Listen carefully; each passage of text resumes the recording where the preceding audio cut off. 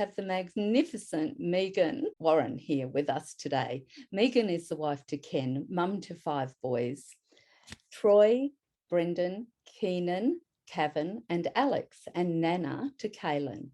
Sadly, Brendan, Keenan, Cavan and Alex are no longer with us, but hold a special space in Megan's heart. Megan experienced many difficulties in having more children after Troy was born.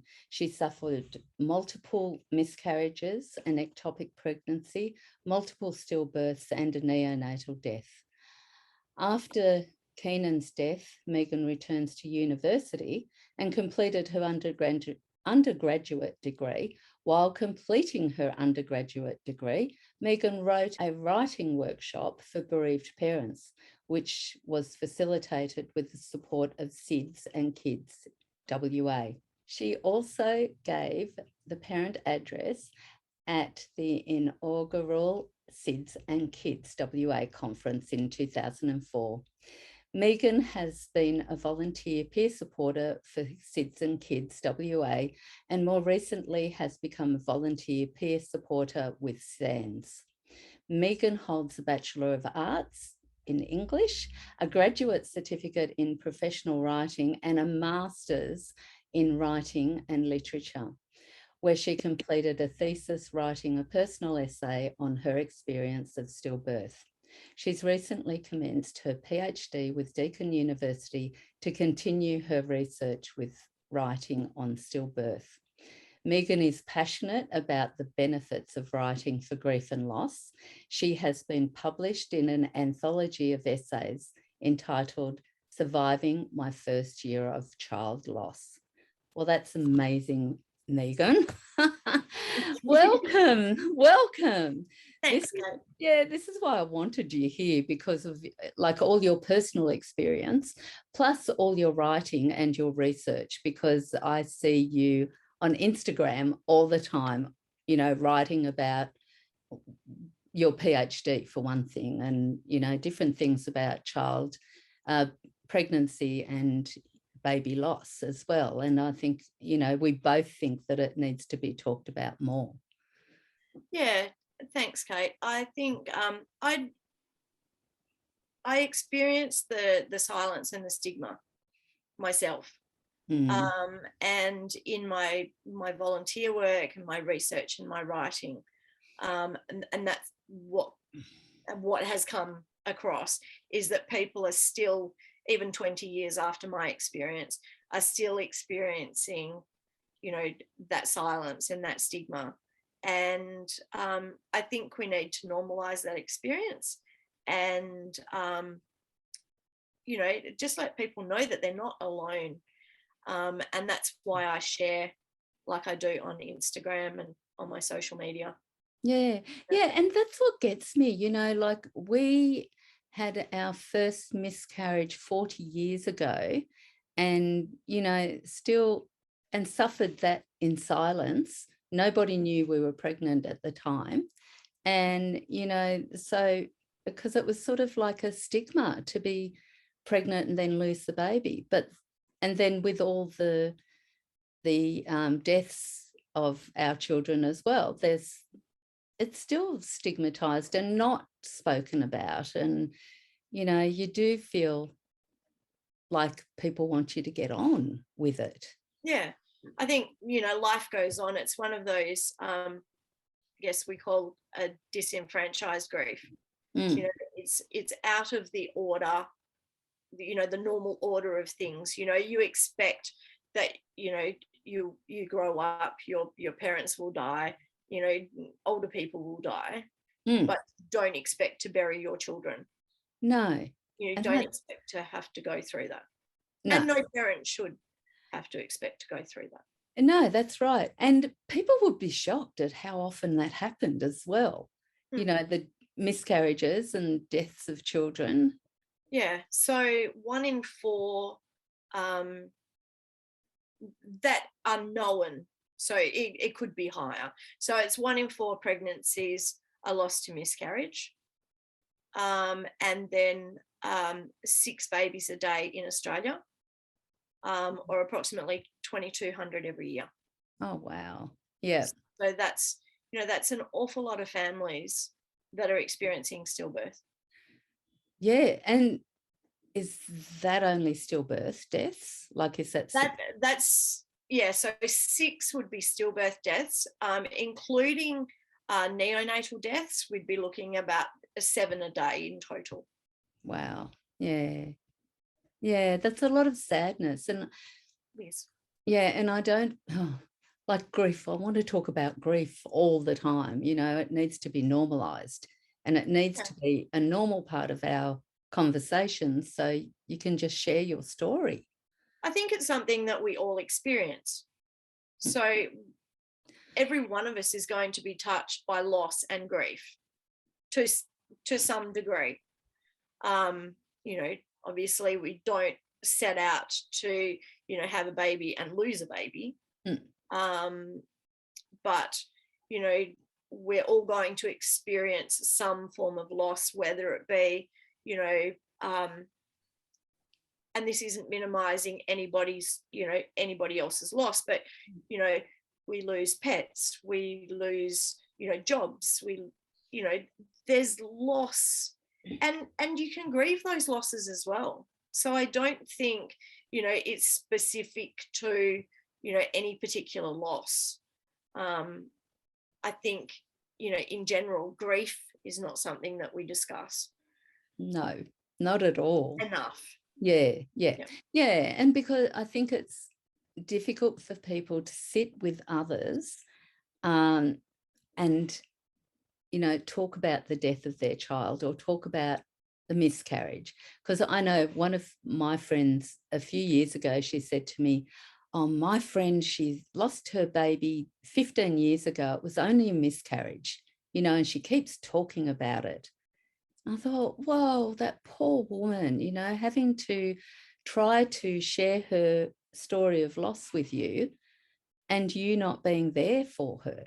It's really, it's really hard. I didn't say this to my friend. I sort of shared it in a different way, not in a judgmental way, but, it's like you can sit there and just listen.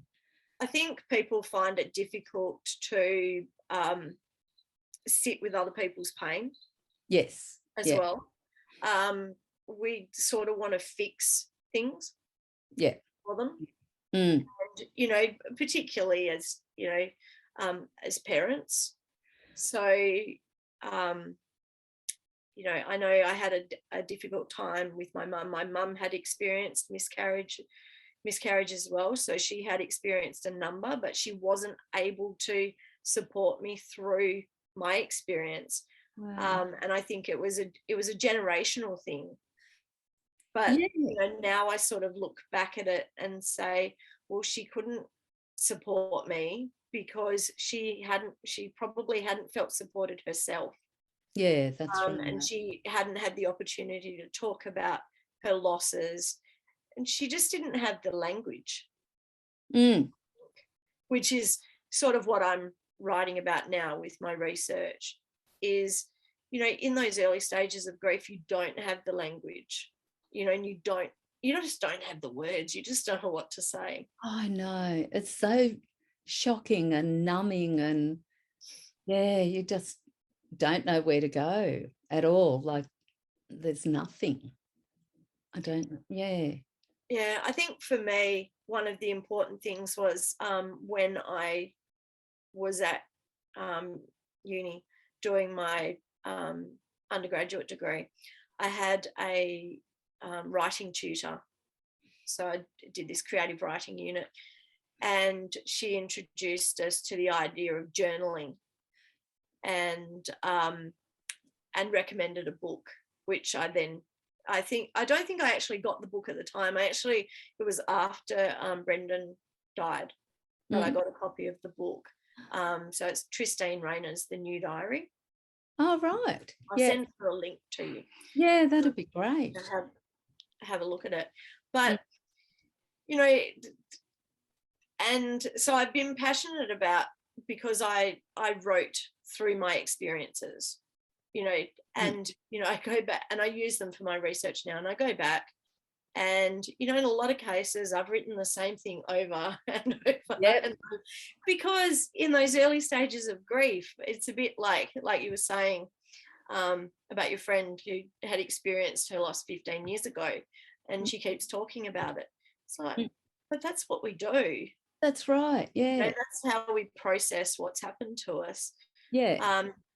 And for me, I think journaling was that sort of outlet where if I didn't have somebody to talk to, I could write it in my journal. Yeah, that's right. And that's, yeah, because that's what I do too. Like, I'm a big advocate of journal writing. And I've recently looked back at mine as well when my twins were in hospital. And I wrote, you know, one of them died in neonatal care. And it's like saying the same thing over and over again, as if you're trying to work it out, you're trying to process the story, as well as it's making it real for you as well, which is just so surreal. When I was doing, you mentioned the writing workshop that I did. So that was probably about 20 years ago, I think, or 18, 20 years ago that I did that one. And, you know, I looked into the research behind it, and, you know, there were studies on journaling, you know, the health benefits of journaling and stuff like that. And that's when I had to do some sort of community project. And I said, look, can I do this? And they sort of said, oh, yeah, okay. Oh, wow. And, the enthusiasm was overwhelming. I get surprised because I know I did it with my master's as well.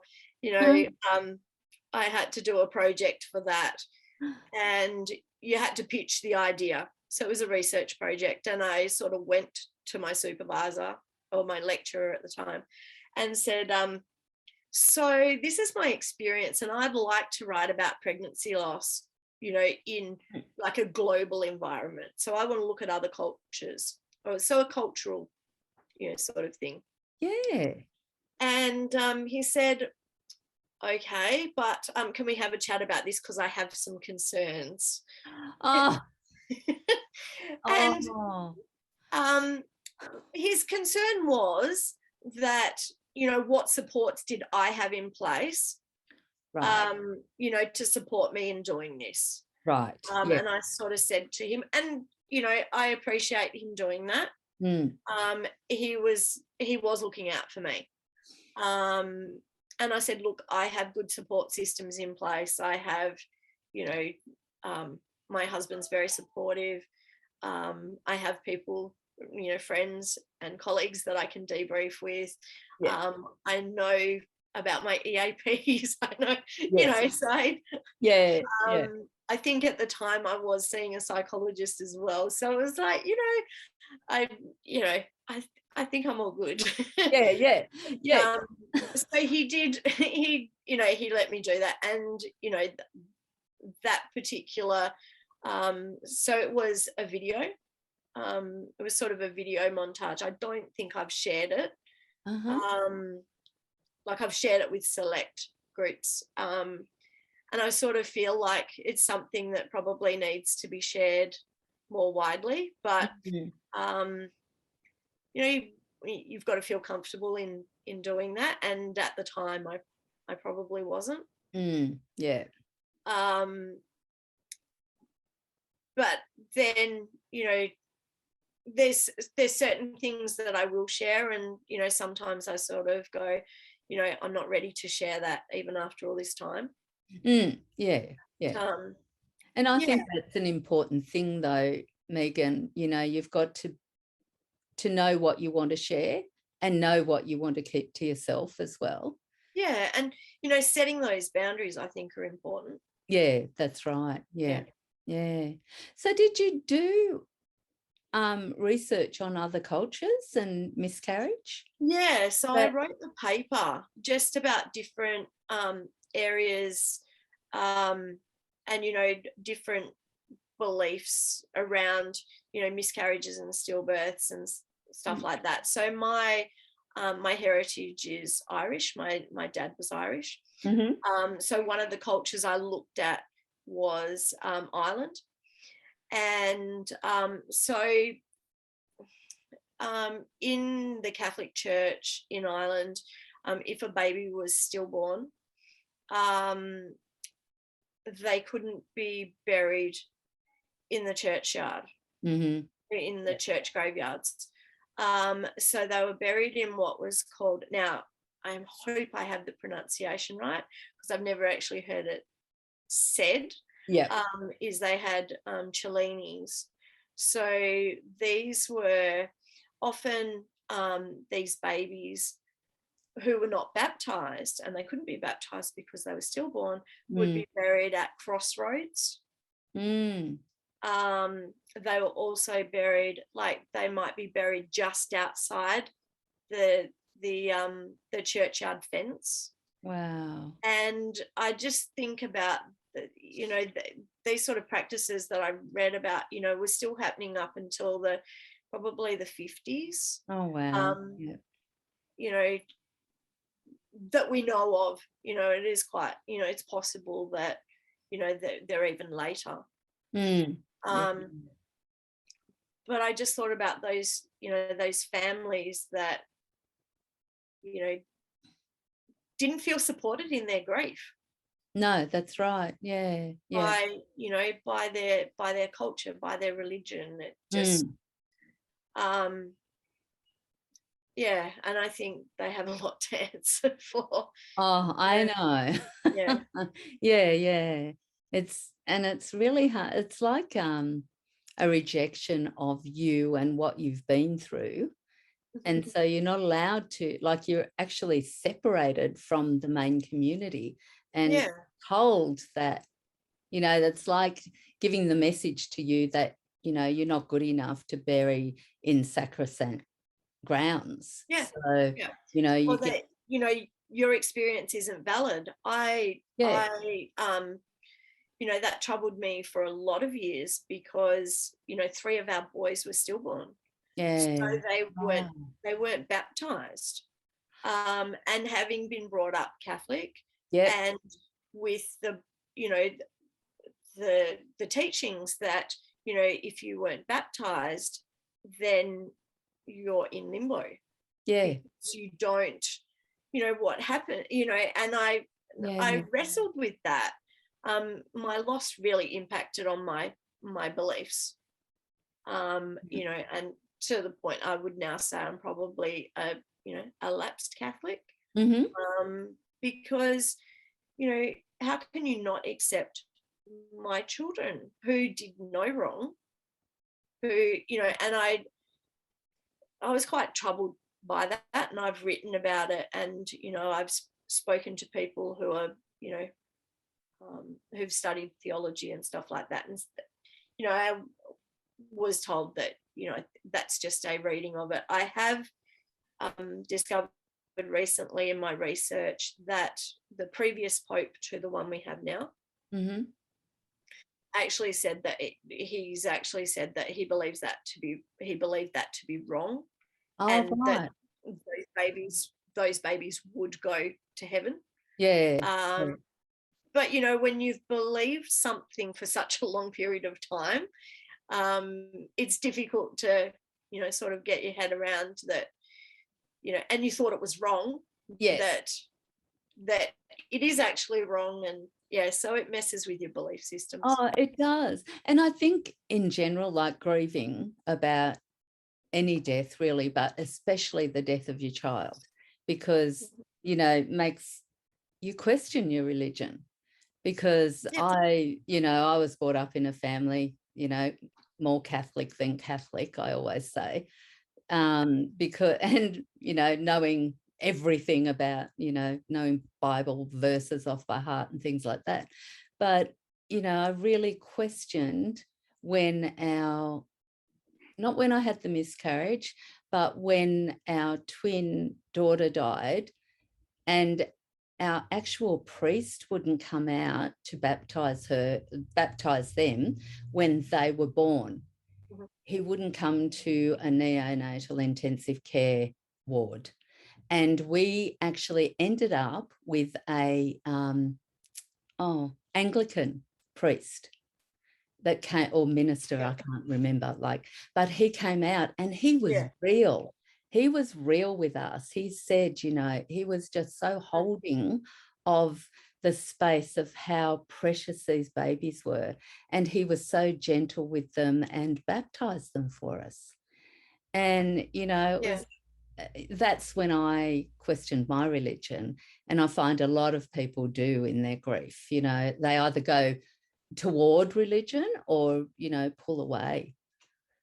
Yeah, that's been my experience as well. Is that there's sort of there's those two groups of people. There's people like us who sort of pull away from our religion and question it.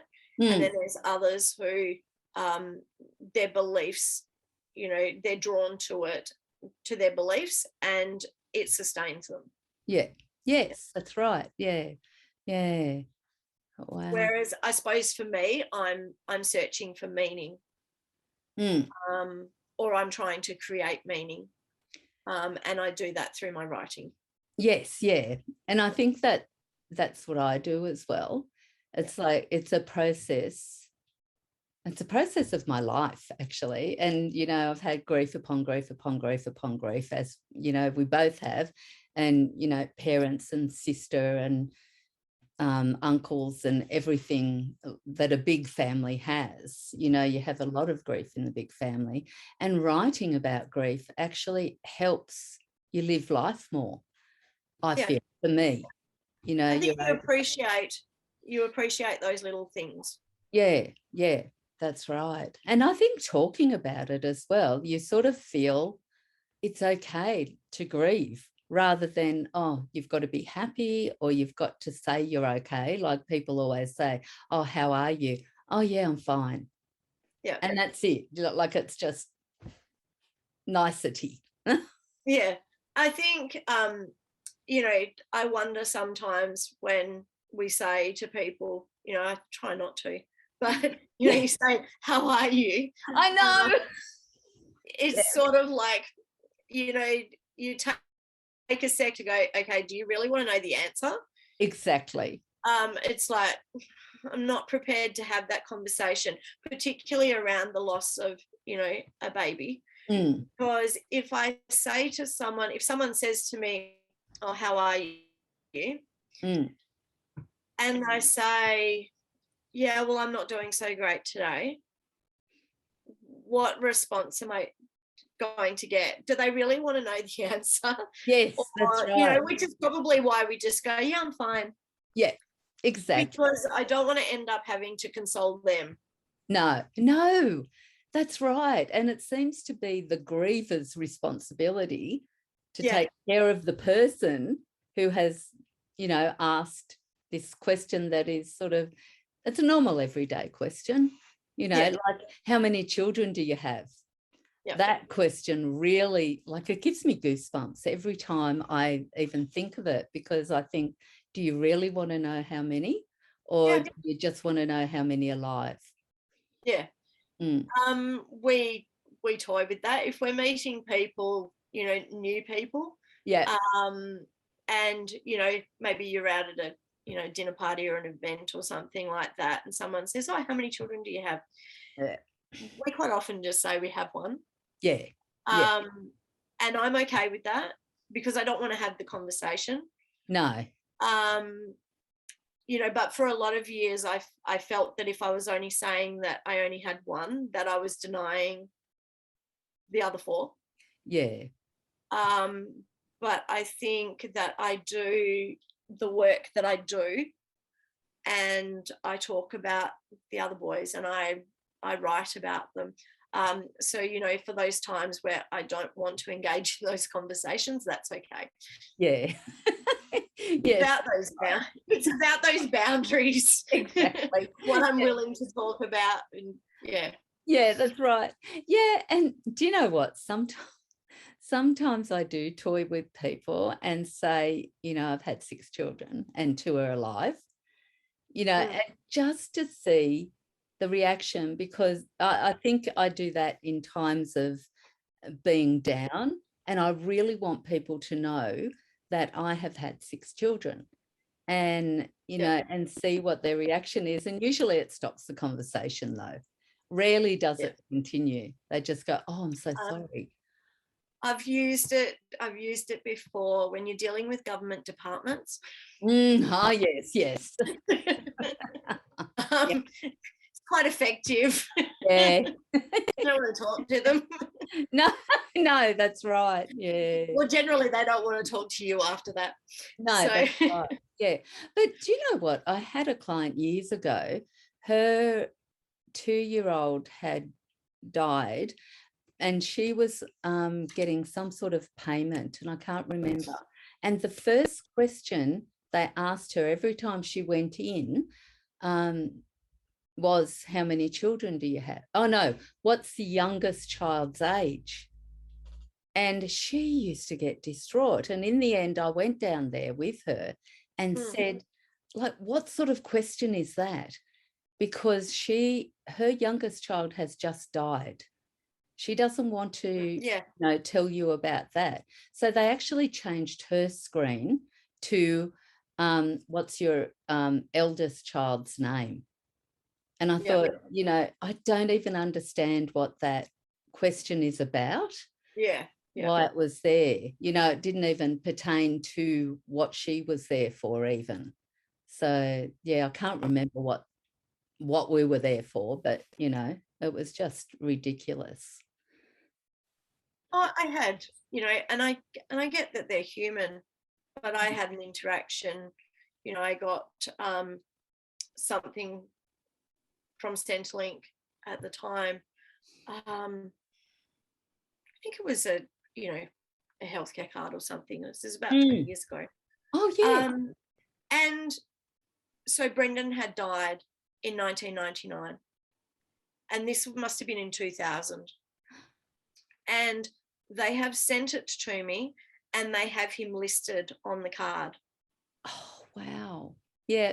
It's just sort of like, I remember ringing them and saying, because I think I opened it over the weekend. So I had the weekend to, you know, get rid of my anger and stuff. If they had have got me at the time, if I had been able to get hold of them at the time, it probably wouldn't have been pretty.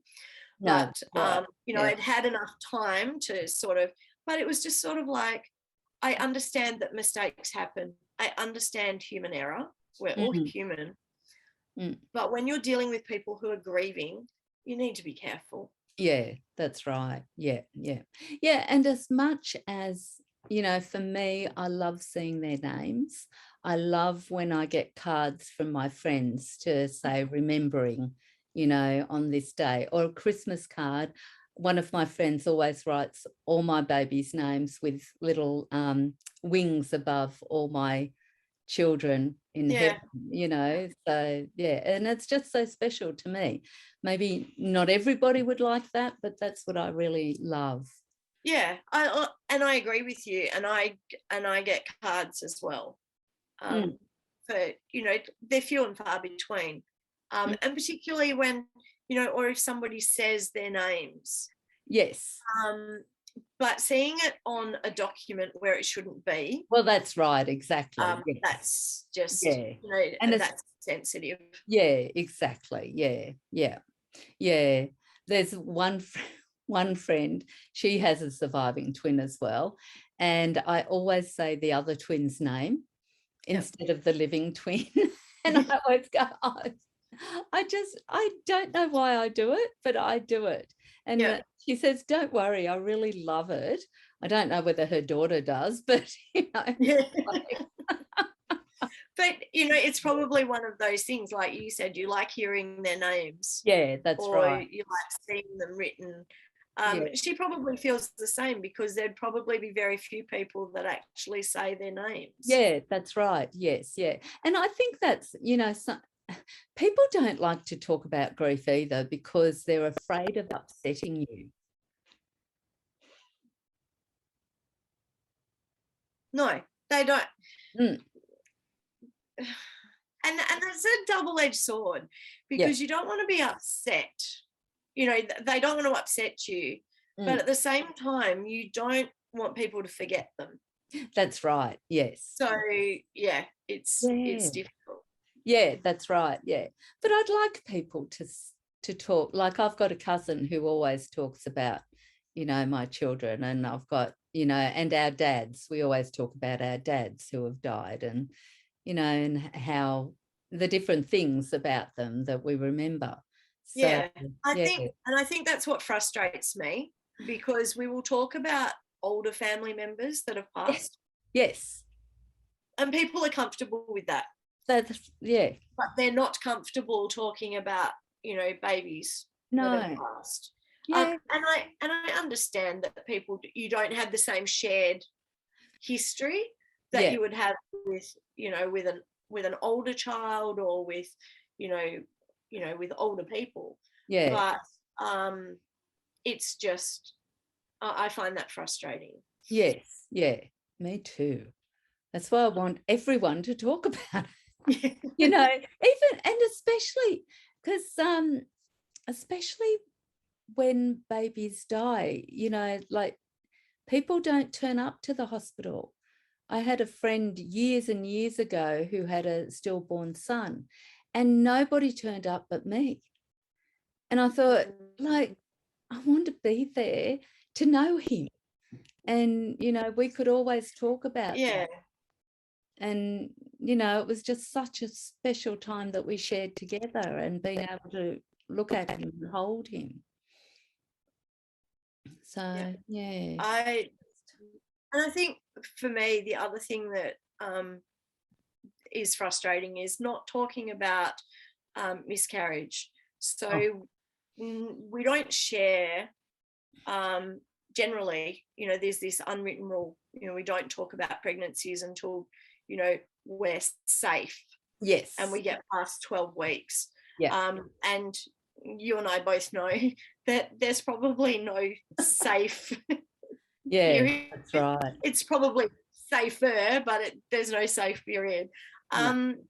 But I sort of feel like if we don't share that we're pregnant, in those early stages, then when the worst happens, if you do have a miscarriage, there's nobody to support that. That's right. Yeah. So it's almost like we can share our joys, but we're not allowed to share our sorrows.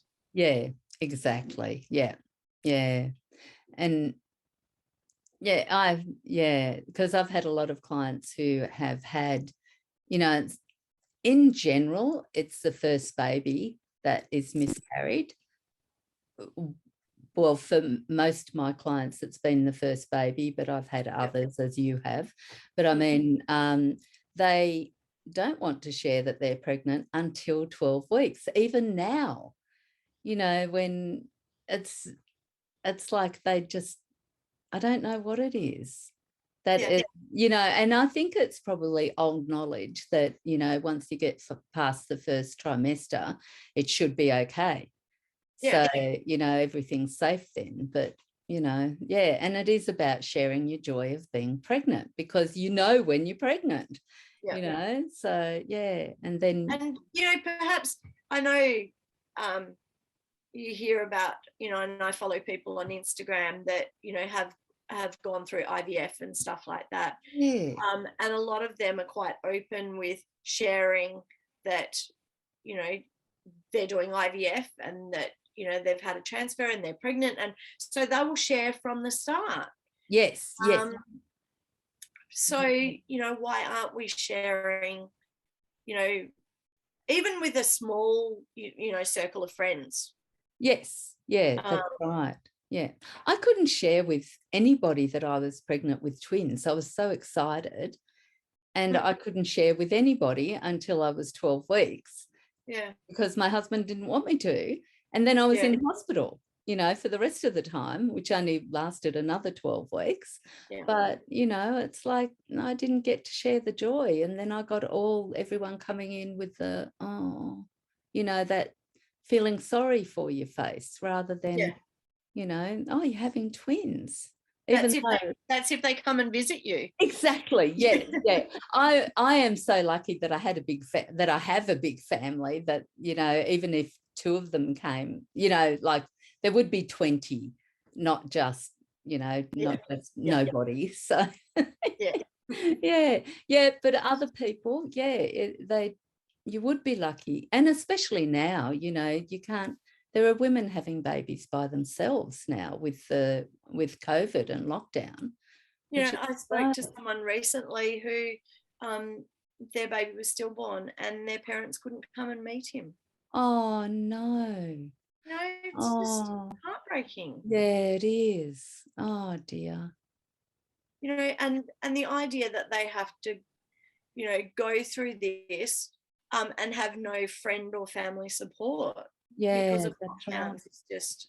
Yeah. Oh, yeah, and it's such a tough balance too. Yeah. Because I just wonder if they could use, you know, cold cots or something and move the whole thing home or something where people can visit. Well, and I don't know, because, you know, in a lot of cases people were locked down and they couldn't visit anyway. No, that's right. Yeah. I did, like, I wrote a couple of pieces that were for a podcast, and one was about my experience, but I wrote another one last year, early on in the pandemic when it started. And, you know, it was one of those things that I wondered about that, you know, how are people coping? And so I wrote and recorded this piece for the podcast. But I have talked to some people who said, you know, there's part of them where, you know, the isolation thing is good. Yes. Because, you know, in those early stages, you don't want to go out and see people, and you don't want, you know, you don't really want anybody around. So, you know, there's benefits to it, but at the same time, when you need support and you just want, you know, a friend or family member to give you a hug and there's nobody around. Yeah, that's right. You know, that's difficult. Yeah, it is. It really is. Well, I think we might wrap it up there. Megan, I've really enjoyed having you today. You are just so full of, you know, experience and research, and I love reading your stuff. I really do, and love seeing you everywhere that I see you. Love speaking with you. So thank you so much for accepting my invitation and being here today. Thanks, Cait. Anytime.